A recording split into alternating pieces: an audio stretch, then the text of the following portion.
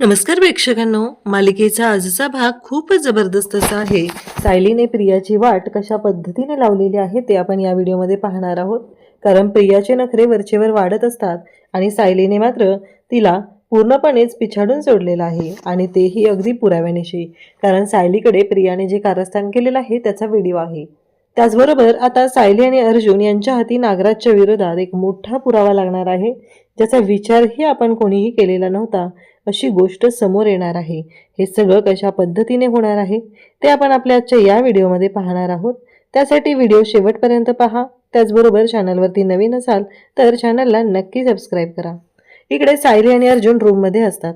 अर्जुन म्हणत असतो की बायको काय झालंय नक्की, म्हणजे तू एवढी शांत का आहेस?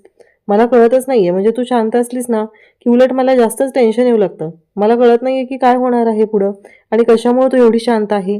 तेव्हा अर्जुन सायलीला असं विचारत असतो. सायली म्हणत असते नाही हो, एवढं काय त्याच्यामध्ये.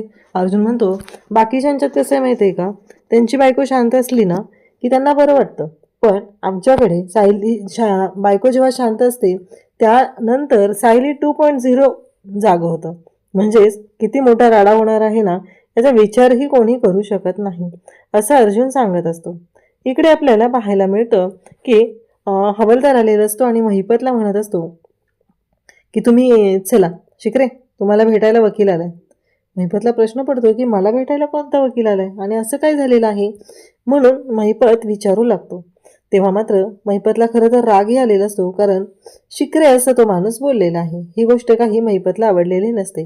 तेव्हा तो महिपतला घेऊन जायला निघतो. त्यासोबतच इकडे आपल्याला पाहायला मिळतं की जेव्हा हे सगळं चालू असतं तेव्हा मात्र इकडे महिपतला घेऊन तो माणूस जात आहे. महिपतला तर प्रश्न पडलाय, मी तर कुठल्या वकिलासाठी अप्लाय केलेलं नाहीये, मग वकील कसं काय आलेला आहे. म्हणून महिपत विचार करत असतो. महिपत जी वेटिंग रूम आहे तिथे येतो आणि तिथे आल्यानंतर जेव्हा त्या वकिलांकडे पाहतो, म्हणजेच एक लेडीज वकील आलेली आहे आणि ती फिरते, तेव्हा महिपतला कळतं म्हणजे साक्षी मला भेटायला आलेली आहे. साक्षीने इकडे वकिलाचं वेश घेतलेला आहे आणि ती भेटायला आलेली आहे ही गोष्ट महिपतच्या लक्षात येते. आता साक्षी आणि त्याचबरोबर महिपत दोघंही बोलायला सुरुवात करतात. इकडे सायली म्हणत असते की कळेल तुम्हाला, लवकरच कळेल काय होणार आहे ते. अर्जुन म्हणत असतो की अगं सांग ना काय होणार आहे.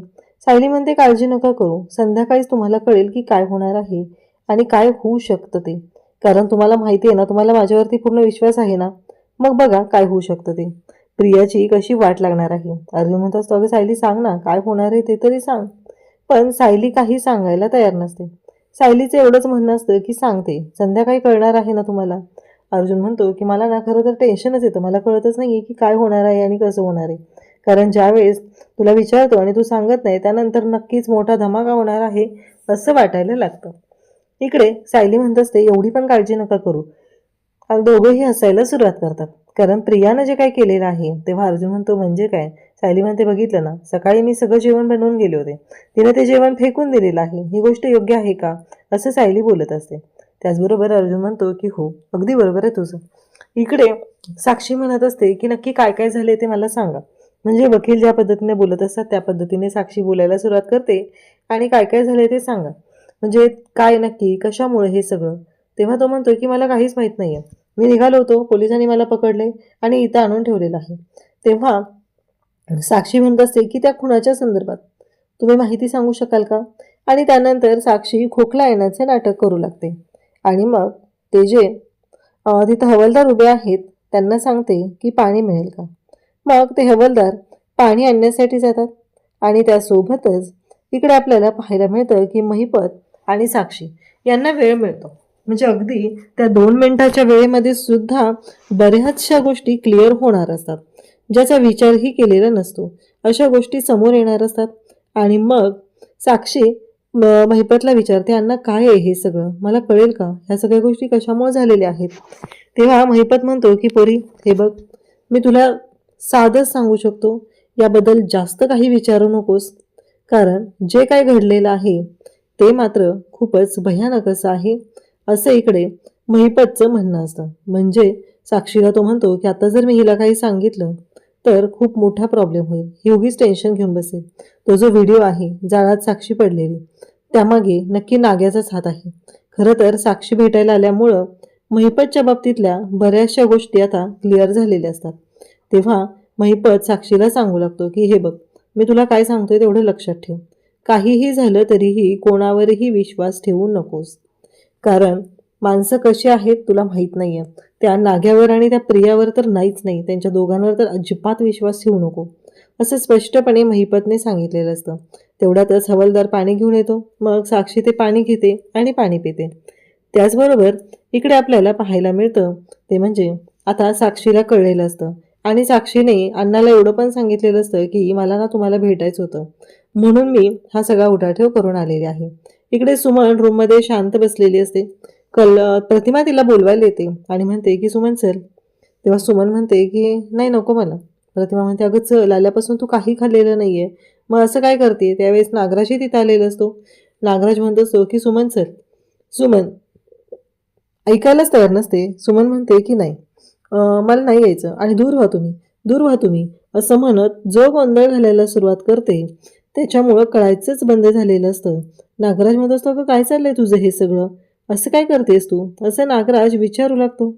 तेव्हा मात्र इकडे सुमन ऐकतच नाही. सुमनचं एकच म्हणणं आहे की माझ्यापासून दूर व्हा, माझ्यापासून दूर व्हा, मला नाही यायचं, असं म्हणत तिने गोंधळ घालायला सुरुवात करते. म्हणजेच सुमनला माहिती आहे की काय होऊ शकतं, नागराज कशा पद्धतीने वागू शकतो, या सगळ्या गोष्टींचा अंदाज सुमनला आहे आणि म्हणून तर सुमनने ओरडायला सुरुवात केलेली असते. मग प्रतिमा तिला जवळ घेते आणि म्हणू लागते की अगं शांत हो, काही नाही होणार आहे तुला, शांत हो, आहोत ना आपण सगळेजण इथं आणि घरच आहे ना आपलं, मग कशाला तुला कोण काय करेल. आणि मग नागराजला प्रतिमा सांगते की भाऊजी तुम्ही जा बरं, ती नाही म्हणते ना तुमच्यासोबत यायला, मग जा तुम्ही, असं ती प्रतिमाला नागराजला सांगू लागते. इकडे आपल्याला पाहायला मिळतं की सुभेदारांच्या घरी आता सगळी तयारी झालेली आहे आणि त्याचबरोबर इकडे आता प्रिया बसलेली असते. अश्विन तिथे येतो आणि म्हणतो तन्वी मला जेवायला वाढ, मला भूक लागली. कारण अश्विनचं सगळं जेवणाचं शेड्यूल वगैरे सगळ्या गोष्टी अगदी विचित्र अशा करून टाकलेल्या असतात, त्या म्हणजे या प्रियाने.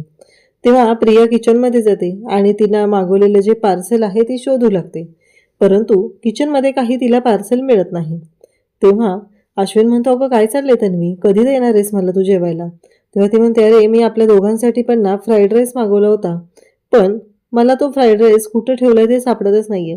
म्हणजेच ह्या सायलीचंच हे काम असणार आहे, असं इकडे ती सांगू लागते. तेव्हा सायली म्हणते माझं काम, मी कशाला काय करू तुझं.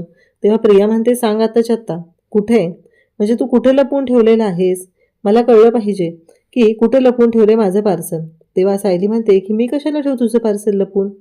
आता अश्विन पण ओरडायला सुरुवात करतो. अश्विनला असं वाटत असतं की सायलींनाच तिचं पार्सल लपवून ठेवलेलं आहे आणि सायलीला तो म्हणू लागतो म्हणजे इथंपर्यंत तुझ्या गोष्टी गेलेल्या आहेत की तुला आता आम्ही मागवलेलं जेवण सुद्धा ठेवायचं नाहीये, ते सुद्धा तू लपवून ठेवत आहे, असं इकडे अश्विन बोलू लागतो. तेव्हा सायली म्हणते की मी काहीच केलेलं नाहीये, मी कशाला जेवण लपवून ठेवू आणि मला काय गरज पडली मी जेवण लपवून ठेवायची, असं ती सांगू लागते.